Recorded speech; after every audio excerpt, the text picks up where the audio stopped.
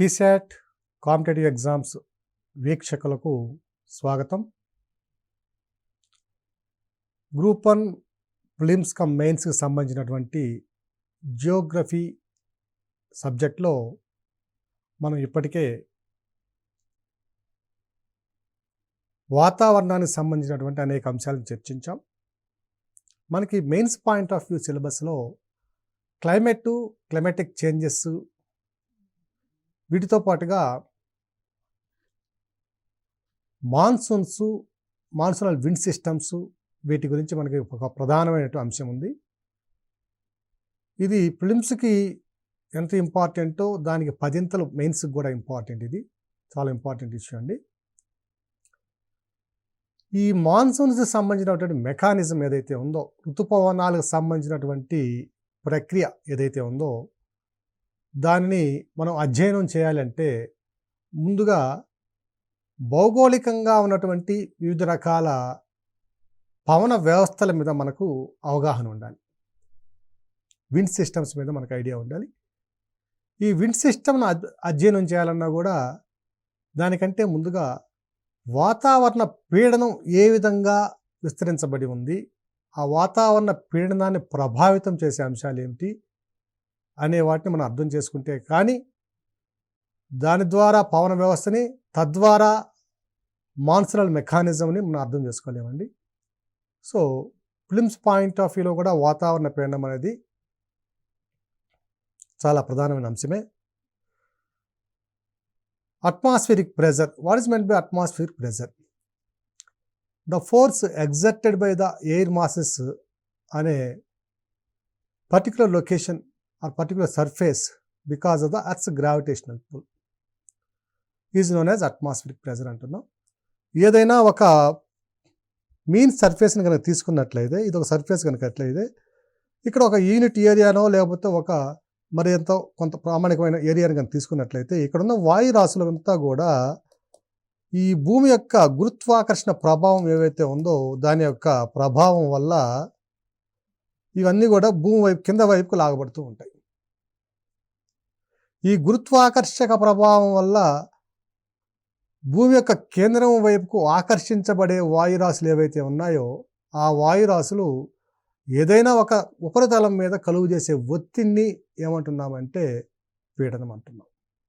ఈ పీడనాన్ని కనుక మనం పరిశీలించినట్లయితే వీటిని పాస్కల్స్లోను అలాగే బార్స్లోను కొలవడం జరుగుతుంది.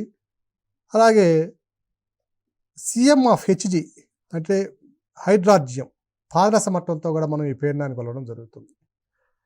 SI యూనిట్ల ప్రకారం చూసినట్లయితే 1 అట్మాస్ఫియర్ ఈజ్ ఈక్వల్ టు, ఒక అట్మాస్ఫియర్ అంటే వాతావరణ పీడనం అంటే ఎంత ఉంటుందంటే 1 atmospheric pressure it is equal to 1013.25 milli bars అంటారండి. ఒక అట్మాస్ఫియర్ వాతావరణ పీడనము ఎంత అంటే 1013.25 మిల్లీ బార్స్. ఒక మిల్లీ బార్ అంటే ఏమిటంటే it is equal to the force exerted by the air masses on 1 cm² area.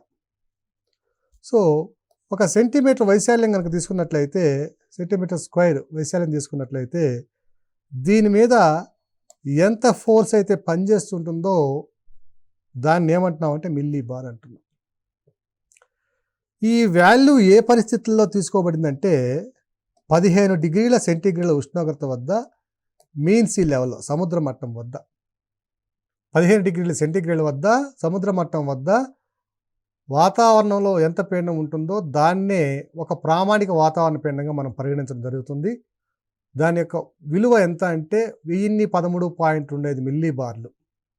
ఈ వాతావరణ పీడనాన్ని సమంగా ఉండేటువంటి ప్రాంతాలను గుర్తించి కనుక వాటిని అన్నింటినీ కనుక కలుపుకుంటూ పోతే ఆ రేఖను ఏమంటామంటే ఐసోబార్స్ అంటాం.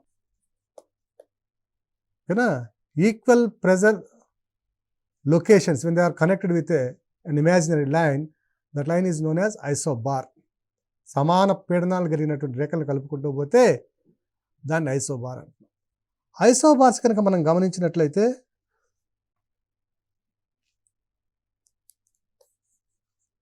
ఇవి సమంగా ఎప్పుడు కూడా విస్తరించబడి ఉండవు. సో ఈ విస్తరించబడినటువంటి ఈ రేఖలు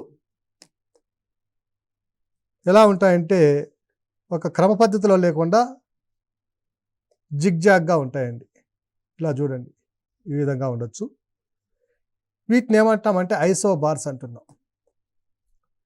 సో ఈ ఐసోబార్స్లో ఫర్ ఎగ్జాంపుల్ ఇది 1018 మిల్లీ బార్లు, ఇది 1017 మిల్లీ బార్లు, 1016 మిల్లీ బార్లు, ఈ విధంగా తగ్గిపోతూ వస్తుంది అనుకోండి.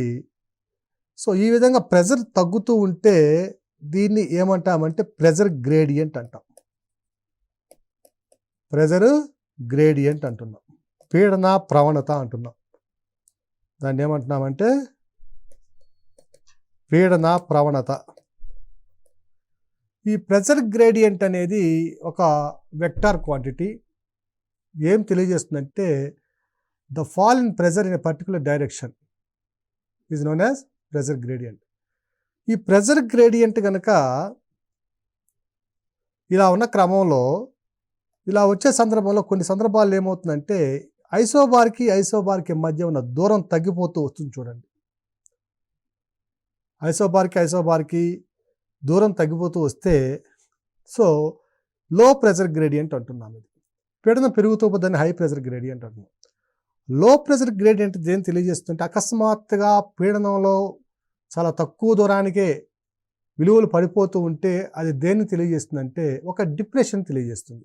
అంటే సైక్లోనిక్ స్టార్మ్ ఫామ్ అవడానికి అవకాశం ఉన్నట్లుగా తెలియజేస్తుంది. ఇది కూడా ప్రీవియస్ సివిల్స్కి వచ్చినండి. సో పీడన ప్రవణతని తెలియజేస్తుంది. ఒకవేళ అలా కాకుండా పైకి వెళ్ళే కొలది పీడనంలో క్రమంగా పెరుగుదల సంభవిస్తూ వచ్చి పీడన ప్రవణత రేఖలు లేదా ఐసోబార్ల మధ్య దూరం విస్తృతంగా పెరుగుతూ వస్తుందంటే అది యాంటీ సైక్లోనిక్ కండిషన్స్ తెలియజేస్తుంది. అంటే సైక్లోన్ వచ్చి వెళ్ళిన తర్వాత నార్మల్సీ ఏర్పడే పరిస్థితులను కూడా తెలియజేస్తుంది. సో ఐసోబార్స్ క్లోజ్ స్పేసింగ్ ఉంటే ఇట్ ఇండికేట్స్ లో ప్రెజర్ గ్రేడియంట్. వైడ్ స్పేసింగ్ కనుక ఉన్నట్లయితే వాటి మధ్య దూరంగా బాగా ఎక్కువగా ఉన్నట్లు ఉంటే అది యాంటీ సైక్లోనిక్ కండిషను కన్నా హై ప్రెజర్ గ్రేడియంట్ తెలియజేస్తుంది. ఈ విధంగా ప్రెజర్ గ్రేడియంట్ లేదా పీడన విస్తరణ అనేది ఏ అంశాల మీద పనిచేస్తుందని పరిశీలిస్తే pressure distribution depends upon the following factors. The factors affecting the pressure are number 1 temperature of air. Okay, వాతావరణంలో ఉన్నటువంటి టెంపరేచర్. రెండవది altitude from mean sea level, అంటే సముద్ర మట్టం నుంచి ఎత్తు. ఇది వాతావరణ ఉష్ణోగ్రత. మూడవది వాటర్ వేపర్ కాంటెంట్,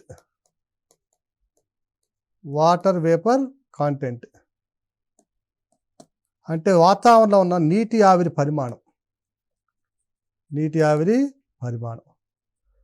నాలుగవది రొటేషన్ ఆఫ్ ద ఎర్త్. ఇక ఐదవది గ్రావిటేషనల్ పుల్. అంటే భూమి యొక్క గురుత్వాకర్షణ. రొటేషన్ ఆఫ్ ద ఎర్త్ అంటే భూమి యొక్క భ్రమణం. సో ఈ అంశాలనేవి ఒక భౌగోళిక ప్రాంతపు పీడన విస్తరణని నిర్దేశిస్తాయి. మొట్టమొదటి దాన్ని కనుక పరిశీలించినట్లయితే టెంపరేచర్ ఆఫ్ ద ఎయిర్. వాతావరణంలో టెంపరేచర్స్ కనుక పెరిగితే ఈ ప్రాంతంలో ఉన్నటువంటి వాయురాశులు ఏవైతే ఉన్నాయో వేడెక్కి క్రమంగా పైకి వ్యాకోచిస్తాయి. కన్వెక్షనల్ కరెంట్స్ రూపంలో, సంవహన ప్రవాహాల రూపంలో పైకి వెళ్ళడం ప్రారంభిస్తాయి. సో ఇక్కడ ఉన్న వాయురాశులు క్రమంగా వేడెక్కడం వల్ల కొన్ని వాయురాశులు ఇట్లా పైకి చెల్లించడం వల్ల ఇక్కడ ఇంతకుముందు క్యాపిటల్ M మాస్ ఉంటే ఇప్పుడు కొంత తగ్గిపోతుంది, స్మాల్ m అవుతుంది. ఎప్పుడైతే వాయురాశుల సాంద్రత లేక ద్రవ్యరాశి తగ్గితే అవి కలుగు చేసే పీడనం కూడా తక్కువ ఉంటుంది. Force is equal to mass into gravity by area. పీడనం అంటే ఏమిటి? ఏకాంక వైశాల్యంపై వాయురాశులు కలుగు చేసే ఒత్తిడి లేదా అవి పనిచేసే ఎంత బలాన్ని పనిచేస్తున్నాయో దాన్నే పీడనం అంటున్నాం. సో మాస్ తగ్గిపోతే ఒత్తిడి కూడా తగ్గిపోతుంది కాబట్టి పీడనం కూడా క్రమంగా తగ్గిపోతుంది. అంటే హై టెంపరేచర్స్ దేన్ని తెలియజేస్తాయంటే లో ప్రెజర్స్ని డినోట్ చేస్తాయి. ఉష్ణోగ్రత విలువలు కనుక పెరిగినట్లయితే వాయురాశులు కన్వెక్షనల్ కరెంట్స్గా ఎక్స్పాండ్ అయ్యి ఆ ప్రాంతంలో వాయురాశుల యొక్క సాంద్రత లేదా ద్రవ్యరాశి తగ్గడం వల్ల అవి కలుగు చేసే ఒత్తిడి కూడా తగ్గి పీడనం తక్కువగా ఉంటుంది. టెంపరేచర్స్ కనుక తగ్గాయనుకోండి, almost all masses instead of expansion the contract అవుతాయండి. సో ఒకదాంతో దగ్గరగా రావడం, సంకోచించడం, కింద చేరడం వల్ల ఈ ప్రాంతంలో ఉన్నటువంటి వాయురాశుల ద్రవ్యరాశి క్రమంగా పెరిగి, ద్రవ్యరాశి పెరిగినప్పుడు ఫోర్స్ కూడా అవి కలిగేసే ఒత్తిడి కూడా పెరుగుతుంది కాబట్టి పీడనం అనేది పెరుగుతుంది. అంటే లో టెంపరేచర్స్ హై ప్రెజర్ని తెలియజేస్తాయి. అందువల్లనే భూమధ్య రేఖా ప్రాంతంలో కనుక మనం గమనించినట్లయితే ఇదొక కారణమే. మరలా చూద్దాం. అధిక ఉష్ణోగ్రతల వల్ల అల్పపీడన మండలం ఏర్పడుతుంది. ఇక రెండవది కనుక చూసినట్లయితే ఆల్టిట్యూడ్, ఎత్తు. సో ఎత్తుకు వెళ్ళే కొలది వాయురాశుల యొక్క పరిమాణం కూడా తగ్గుతుంది. మనం వాతావరణ సంఘటనాన్ని పరిశీలించినప్పుడు గమనించాం. వాతావరణం థియరిటికల్గా చూస్తే 35,786 కిలోమీటర్ల దగ్గర వరకు లేదా 36,000 కిలోమీటర్ల వరకు విస్తరించి ఉండాలి. కానీ అది కేవలం 450 కిలోమీటర్ల వరకు మాత్రమే విస్తరించి ఉంది. అందులోనూ 97% వాయురాశులు 29 కిలోమీటర్ల పరిధిలోనే మీన్ సీ లెవెల్ నుంచి, సముద్ర మట్టం నుంచి 29 కిలోమీటర్ల పరిధి వరకు మాత్రమే విస్తరించి ఉన్నాయి. సో పైకి వెళ్ళే కొలది ఏమవుతుందంటే వాయురాశుల యొక్క సాంద్రత లేదా ద్రవ్యరాశి తగ్గడం వల్ల అవి కలుగు చేసే ఒత్తిడి కూడా తగ్గుతుంది. సో ఎత్తు పెరిగే కొలది మాస్ తగ్గుతుంది. మాస్ తగ్గితే పీడనం కూడా తగ్గిపోతుంది. ఎందువల్ల అంటే pressure is equal to force per unit area. Force is equal to mass into gravity by area. So gravity is a constant, unit area is also constant. So pressure directly proportional to the atmospheric air masses. ఈ పీడనం అనేది ఎత్తుకు వెళ్ళే కొద్ది క్రమంగా తగ్గిపోతుంది. ఇది కూడా ఇన్వర్స్ రిలేషన్ ఉంటుంది. తక్కువ ఎత్తులో అధిక వాయురాశులు ఉండడం వల్ల పీడనం అనేది అధికంగా ఉంటుంది. ఎక్కువ ఎత్తుకు వెళ్ళే కొలది వాయురాశుల సాంద్రత తగ్గడం వల్ల పీడనం క్రమంగా తగ్గిపోతుంది.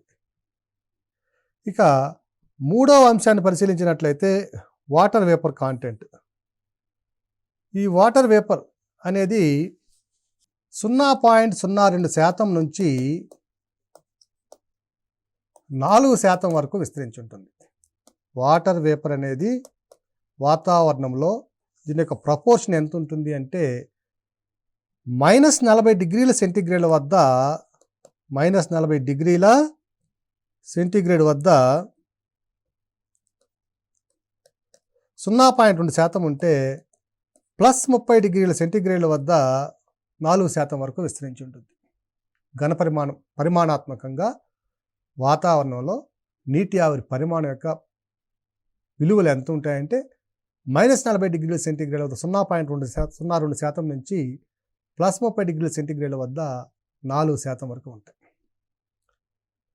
ఈ వాతావరణంలో నీటి ఆవిరి పరిమాణం పెరిగినప్పుడు ఏమవుతుందంటే వాయురాశుల సాంద్రత తగ్గుతుంది. చాలా ఇంపార్టెంట్ పాయింట్. అనేక సందర్భాల్లో అనేక ఎగ్జామ్స్లో ఇచ్చినటువంటి అంశం ఇది. ఇక్కడ నీటి ఆవిరి మాయిశ్చర్ అంటాం దీన్నే. మాయిశ్చరు, డ్రై ఎయిర్ రెండింటిని కనుక పరిశీలించినట్లయితే మాయిశ్చరు డ్రై ఎయిర్ కంటే తక్కువ ద్రవ్యరాశిని కలిగి ఉంటుంది. మామూలుగా మాయిస్ట్ అనే కానీ ఎక్కువ ద్రవ్యరాశి ఉంటుంది అనుకుంటాం. కానీ ఏకాంక వైశాల్యం యూనిట్ ఏరియా కనుక తీసుకున్నట్లయితే డ్రై ఎయిర్ యొక్క కాన్సన్ట్రేషను మాయిశ్చర్ కంటే చాలా తక్కువ ఉంటుంది. ఫిగర్లో గమనించండి. ఈ విధంగా ఒక యూనిట్ ఏరియా తీసుకున్నట్లయితే అదే మాయిశ్చర్ తీసుకుంటే దాని యొక్క కాన్సన్ట్రేషను పరిమాణం అనేది తక్కువగా ఉంటుంది. సో ఎప్పుడైతే ఇక్కడ వాయురాశుల అణువుల సంఖ్య తక్కువ ఉందో మాస్ తక్కువ ఉంటుంది. డ్రై ఎయిర్లో వాయురాశుల యొక్క పరిమాణము అధికంగా ఉండడం వల్ల మాస్ ఎక్కువ ఉంటుంది. అందువల్ల మాయిశ్చర్లో మాస్ తగ్గడం వల్ల, ద్రవ్యరాశి తగ్గడం వల్ల పీడనం కూడా తక్కువ ఉంటుంది. డ్రై ఎయిర్లో పీడనం ఎక్కువ ఉంటుంది. అనేక సందర్భాల్లో ఇచ్చినటువంటి ప్రశ్న ఇది. Moisture, dry air. మాయిశ్చర్లో ద్రవ్యరాశి ఒక యూనిట్ వాల్యూమ్ తీసుకుంటే ద్రవ్యరాశి తక్కువ ఉంటుంది. డ్రై ఎయిర్లో ఒక యూనిట్ వైశాల్యం కనుక తీసుకున్నట్లయితే దాంట్లో ద్రవ్యరాశి ఎక్కువగా ఉంటుంది.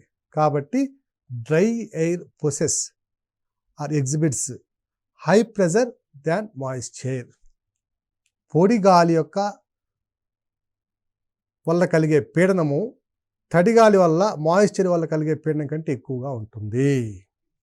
ఉదాహరణకి భూమధ్యరేఖా ప్రాంతం కనుక తీసుకున్నట్లయితే అది అల్పపీడన మండలం. సో భూమధ్యరేఖా ప్రాంతం తీసుకుంటే ఇది అల్పపీడన మండలం అండి. 10 degrees నార్త్ నుంచి 10 degrees సౌత్ వరకు ఉన్న ప్రాంతం భూమధ్యరేఖా ప్రాంతం. ఈ భూమధ్యరేఖా ప్రాంతం ఒక్కసారి మీరు కనుక అట్లాస్లో పరిశీలించినట్లయితే అధిక భాగం, చాలా వరకు 84-85% ప్రాంతం అంతా కూడా వాటర్ బాడీతో ఉంటుందండి. అంటే సముద్ర జలాలతో నిండి ఉంటుంది. మిగిలిన భాగం మాత్రమే ఖండ భాగంగా ఉంటుంది. ఈడ ఉష్ణోగ్రతలు ఎక్కువ కావడం వల్ల అధిక శాతంలో నీటి ఆవిరి ఏర్పడుతుంది. ఇక్కడ వాటర్ వేపరు ఏర్పడుతుంది. ఈ H2O వేపర్ ఉండడం వల్ల, తడి గాలి అనేది ఎక్కువగా ఉండడం వల్ల ఈ ప్రాంతంలో అల్పపీడన మండలం ఏర్పడడానికి ఒక కారణం. మిగిలిన కారణాలు మరలా చూద్దాం. ఇక 4వ అంశాన్ని కనుక పరిశీలించినట్లయితే భ్రమణం, rotation of earth. Rotation of earth వల్ల ఏమవుతుందంటే, అర్త్ ఈ విధంగా ఉంటే earth is rotating from west to east. ఇలా రొటేట్ కావుతూ ఉండడం వల్ల భ్రమణం చెందే ఏదైనా ఆబ్జెక్ట్ తీసుకుంటే 2 బలాలు ఉంటాయి. Centripetal force and centrifugal force. Towards centre, కేంద్రం వైపుకి అభికేంద్ర బలం. అవే ఫ్రమ్ సెంటర్, ఇది అపకేంద్ర బలం. ఈ అపకేంద్ర బలం ఏం చేస్తుందంటే, దాని యొక్క ప్రభావం వల్ల ఈ భూమి యొక్క ఉపరితలం మీద ఉన్న వాయురాశులు ఏవైతే ఉంటాయో వాటన్నిటిని కూడా బయటికి నెట్టివేయడానికి ప్రయత్నిస్తుంది. The impact of centrifugal force always tries to throw away the air masses from the influence of the planet Earth because of Coriolis force. ఈ కొరియాలిస్ ఫోర్స్ అంటే మరలా చూద్దాం. సో భ్రమణ వేగం అనేది కనుక మనం గమనించినట్లయితే భూమధ్య రేఖ వద్ద భ్రమణ వేగం సుమారుగా 1654 కిలోమీటర్లు ఉంటుంది ప్రతి గంటకి, లేదా 460 మీటర్లు, 410 మీటర్లు పర్ సెకండ్ ఉంటుంది. భూమధ్య రేఖ నుంచి ధ్రువాల వైపుకి వెళ్ళే కొలది భ్రమణ వేగంలో కూడా మార్పు వస్తుంది. సో దిగువ అక్షాంశాల నుంచి ఎగువ అక్షాంశాలకు వెళ్ళేసరికి లోయర్ లాటిట్యూడ్స్ నుంచి అప్పర్ లాటిట్యూడ్స్కి వెళ్ళే కొలది, హైయర్ లాటిట్యూడ్స్కి వెళ్ళే కొలది భ్రమణ వేగం తగ్గిపోతుంది. ధ్రువాల వద్ద భ్రమణ వేగం 0. ఎందువల్ల అంటే ఒక వ్యక్తి తన చుట్టూ తాను తిరిగితే ఆయన పరిభ్రమించిన దూరం 0. వేగము ఈజ్ ఈక్వల్ టు దూరము బై కాలము. సింపుల్, అందరికీ తెలిసిందే. ఇక డిస్ప్లేస్మెంట్ అంటాం దాన్ని. ఒక వ్యక్తి తన చుట్టూ తాను తిరిగితే తను చేసిన displacement 0 by time anything it is 0. కాబట్టి రొటేషన్ ఆఫ్ ద అర్త్ యొక్క ప్రభావం ఎక్కడ ఎక్కువగా ఉంటుందంటే అధిక వేగం ఉన్నటువంటి భూమధ్యరేఖా ప్రాంతంలో ఎక్కువగా ఉంటుంది. అందువల్ల భూమధ్యరేఖా ప్రాంతంలో అపకేంద్ర బలాలు, అభికేంద్ర బలాలు వీటి యొక్క ప్రభావం వల్ల, ఈ రెండింటి వల్ల జనరేట్ అయ్యే కొరియాలిస్ ప్రభావం వల్ల వాయురాశులు ఈ ప్రాంతం నుంచి దూరంగా నెట్టివేయబడతాయి. భూమధ్యరేఖ నుంచి దూరంగా నెట్టివేయబడతాయి. ఇలా నెట్టివేయబడడం వల్ల ఈ ప్రాంతంలో మీన్ సీ లెవెల్, సముద్ర మట్టం వద్ద ఉన్నటువంటి వాయురాశుల పరిమాణము దాని పైన ఉన్న ప్రాంతాలకి దిగువన ఉన్న ప్రాంతాల కంటే తక్కువ ఉండడం వల్ల సాపేక్షంగా భూమధ్య రేఖ వద్ద రిలేటివ్లీ లో ప్రెజర్ సెల్ అనేది ఫామ్ అవుతుంది. So rotation of the earth also influences the distribution of pressure over the planet earth. ఇక మరొక అంశాన్ని కనుక పరిశీలించినట్లయితే ఇది గ్రావిటేషనల్ పుల్ అండి. గ్రావిటేషనల్ పుల్ అంటే గురుత్వాకర్షణ శక్తి. మనకు తెలుసు భూమధ్య రేఖ వద్ద భూమి బల్జే ఉంటుంది, ధ్రువాల వద్ద తగ్గి ఉంటుంది. సో ఇక్కడ వ్యాసార్థాన్ని గమనించినట్లయితే ధ్రువాల వద్ద వ్యాసార్థానికి భూమధ్య రేఖ వద్ద ఉన్న వ్యాసార్థానికి మధ్య డిస్టెన్స్ వచ్చి దాదాపు 25.6 కిలోమీటర్ల డిస్టెన్స్ ఉంటుంది. అంటే ధ్రువాల వద్ద వ్యాసార్థం తక్కువ, భూమధ్య రేఖ వద్ద వ్యాసార్థం ఎక్కువ. మనకు తెలుసండి F = gm1m2/d², attractional force between two objects. ఇక్కడ భూమధ్య రేఖ వద్ద నేనున్నాను, ఇక్కడ దూరం ఎక్కువ కాబట్టి d పెరిగింది కాబట్టి F వాల్యూ తగ్గుతుంది. అంటే ఇక్కడ నేను కాకపోతే వాయురాశులు ఉన్నాయి.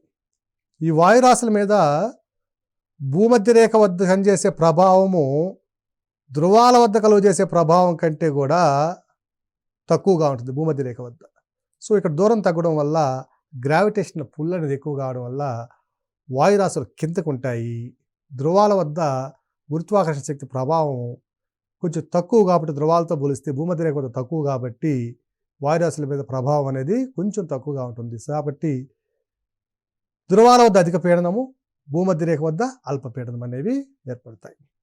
సో ఈ విధంగా పీడనాన్ని ప్రభావితం చేసే అంశాలను కనుక మనం గమనించినట్లయితే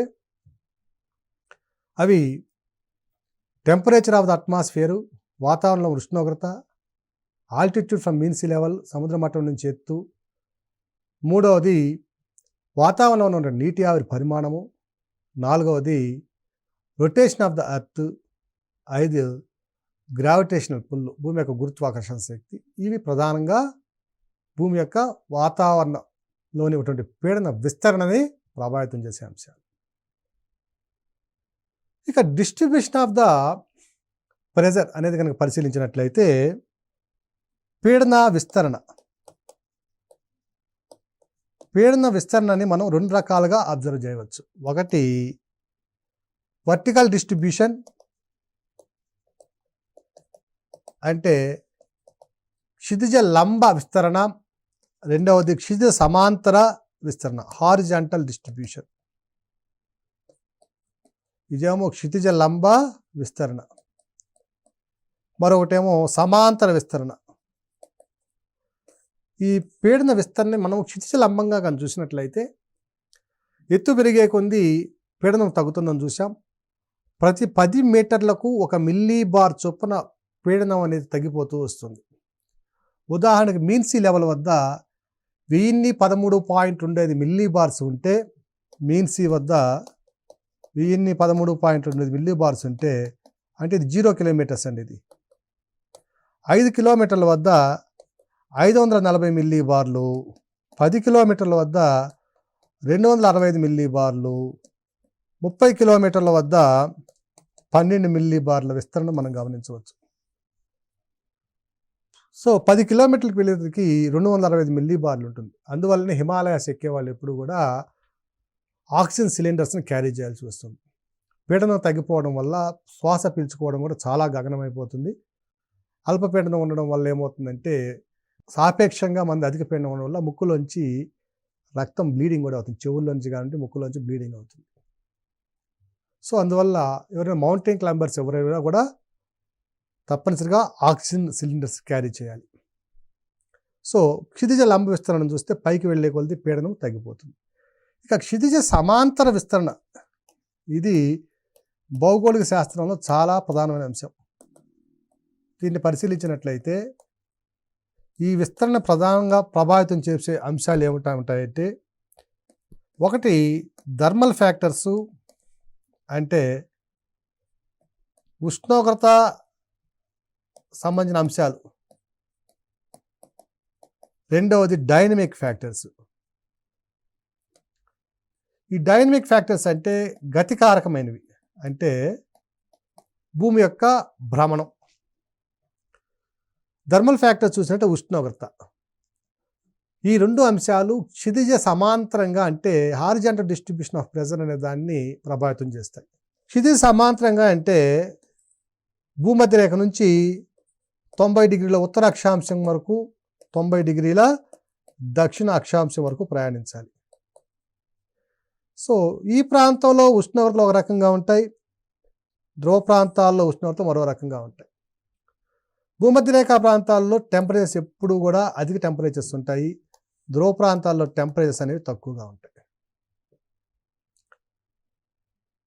ఒకటి టెంపరేచర్ అయితే క్షితిజ సమాంతర విస్తరణ ప్రభావితం చేసేది, మరొకటి rotation of the planet earth అంటే భూమి యొక్క భ్రమణం.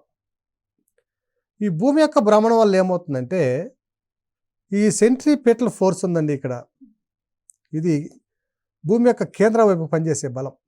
ఉదాహరణకి ఒక రాయికి దారం కట్టి మనము చేత్తో తిప్పినట్లయితే ఆ రాయి తను భ్రమించేటటువంటి ఆ పరిధి ఏదైతే ఉందో తిరుగుతూ ఉందో అక్కడ ఉన్న వాయురాశులన్నింటినీ కూడా డిస్ప్లేస్ చేసింది, తరివేస్తుంది, అక్కడి నుంచి నివ్వడనివ్వదు. మనం ఆ ప్రభావాన్ని మనం ఖచ్చితంగా చూడవచ్చు.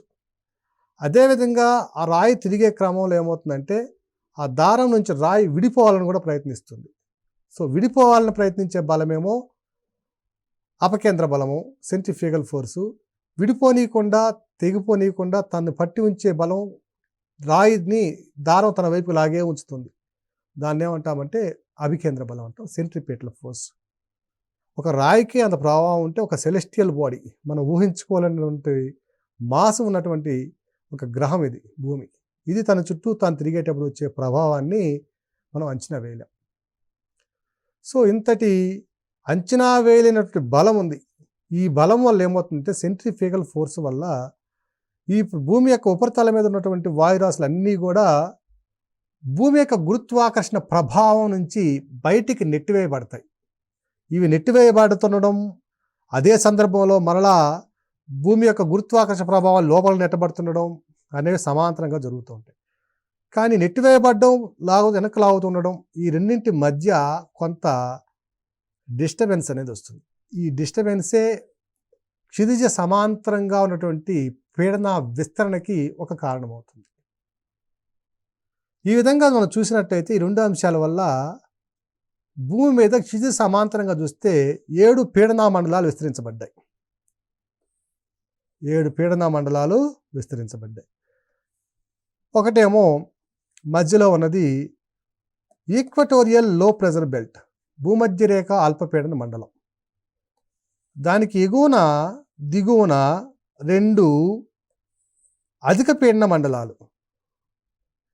ఇది sub tropical high pressure belt, ఇది కూడా sub tropical high pressure belt. వీటికి ఎగువన దిగువన మరలా సబ్ పోలార్ లో ప్రెజర్ బెల్ట్స్. ఇవి సబ్ పోలార్ లో ప్రెజర్ అంటే ఉపధ్రువ అల్పపీడన మండలం. దీనికి ఎగువన ఉంది ఎస్టీహెచ్పి, ఇది ఉప ఆయన రేఖ అధిక పీడన మండలం. దీని తరువాత మరలా ధ్రువాల వద్ద 2 అధిక పీడన మండలాలు ఉన్నాయి. ఇవి ధ్రువ అధిక పీడన మండలాలు. ధ్రువ అధిక పీడన మండలాలు అంటే polar high pressure belts. Polar high pressure belts అంటే భూమధ్య రేఖ నుంచి ధ్రువాల వైపుకు వెళ్ళే కొలది పీడన విస్తరణ అనేది ఏకరీతిగా లేదు. It's not uniform. కానీ somewhere it is decreased and somewhere it has been again increased. So consequently a low pressure belt followed by high pressure belts can be seen over the planet earth horizontally. So ఈ విధంగా పీడన మండలాలు ఏర్పడడానికి కారణం ఏమిటంటే 2 కారణాలు. ఒకటి ఉష్ణోగ్రత, రెండవది rotation of the planet earth. ఉష్ణోగ్రత వల్ల భూమధ్య రేఖా ప్రాంతం అధిక ఉష్ణోగ్రత వద్ద ఇక్కడ వాయురాశులు సంవహన ప్రవాహాల రూపంలో పైకి వెళ్ళి మాస్ తగ్గడం వల్ల ఇక్కడ లో ప్రెజర్ ఏర్పడితే, భూమధ్య రేఖ మండలంతో పాటు ధ్రువాల వద్ద అల్ప ఉష్ణోగ్రతల వద్ద వాయురాశులు క్రిందిగా ఉండడం వల్ల, అంటే భూమికి సగటు ఎత్తు తక్కువ ఉండడం వల్ల ఇక్కడ అధిక పీడన మండలాలు ఏర్పడ్డాయి. సో భూమధ్యరేఖ వద్ద ఉన్న అల్పపీడన మండలము, ధ్రువాల వద్ద ఉన్నటువంటి అధిక పీడన మండలాలు రెండూ కూడా ఉష్ణోగ్రత ప్రభావితం చేత ఏర్పడినటువంటి పీడన మండలాలు. So they are temperature affected pressure belts. ఈ విధంగా మనం గనక పీడన మండలాల క్షితిజ సమాంతర విస్తరణగా పరిశీలించినట్లయితే భూమి యొక్క భ్రమణంతో పాటు అక్షాంశాల పరంగా ఉన్నటువంటి ఉష్ణోగ్రత వ్యత్యాసాలు కూడా ప్రధాన కారణంగా ఉంటాయి. ఎందువల్లంటే 0 డిగ్రీల భూమధ్యరేఖ ప్రాంతం నుంచి 90 డిగ్రీల ఉత్తర అక్షాంశము లేదా దక్షిణ అక్షాంశానికి జరిగినట్లయితే ఉష్ణోగ్రతలు క్రమంగా క్షీణించడం, ఉష్ణోగ్రతలు క్షీణించడం వల్ల వాయురాశుల యొక్క ఆల్టిట్యూడ్లో ఎత్తులో హెచ్చుతగ్గులు రావడం, వీటన్నిటి వల్ల కూడా పీడన మండల విస్తరణ అనేది ఉష్ణోగ్రతతో పాటు భూమి యొక్క భ్రమణం అనే అంశం మీద కూడా ఆధారపడి ఉంటుంది. ఈ క్షితిజ సమాంతర విస్తరణ మనము దీని కంటిన్యూటీ ఉన్నటువంటి నెక్స్ట్ సెషన్లో పూర్తి స్థాయిలో అధ్యయనం చేద్దాం.